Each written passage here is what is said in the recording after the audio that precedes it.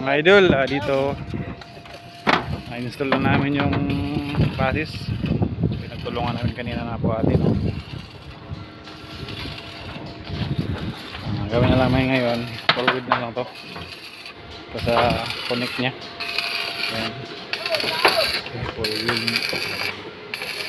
Forward ko na ngayon. So dugtong nya. Bali kanina pag install namin, tinanggal namin yung bubong. Hindi kami mahirapan pag welding sa taas.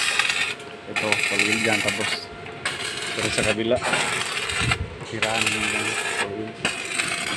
Tapos dito sa baba, pagkatapos nyo pinturahan yan. Tapos dito sa baba pag-weld rin dito. Tapos sa kulit nya, ano rito ba de? Pag-weld yan sa dito sa ano? Bakal niya. Tapos dito. Dito sa gutter.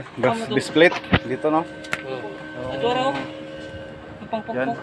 Cutting, no? Para dugtong dito pupunta, no? Baka si Jojo. Oh.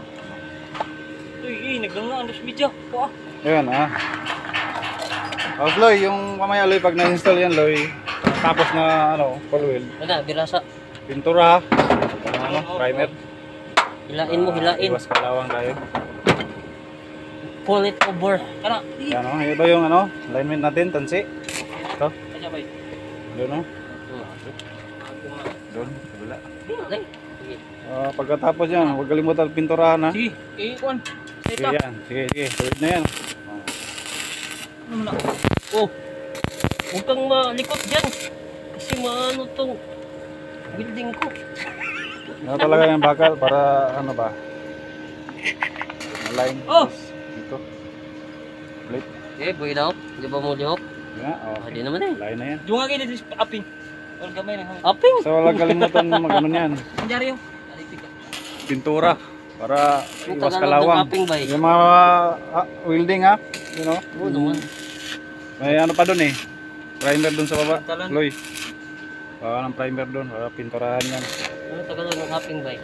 Iwas kalawang ba. Tapos dito may mga kulbar dun. Ito, cutting para dugtong dito. Papuntang dito. Sige bay. Katong mga cuttingan na mo. Na kanya. Meron sa baba, marami dun.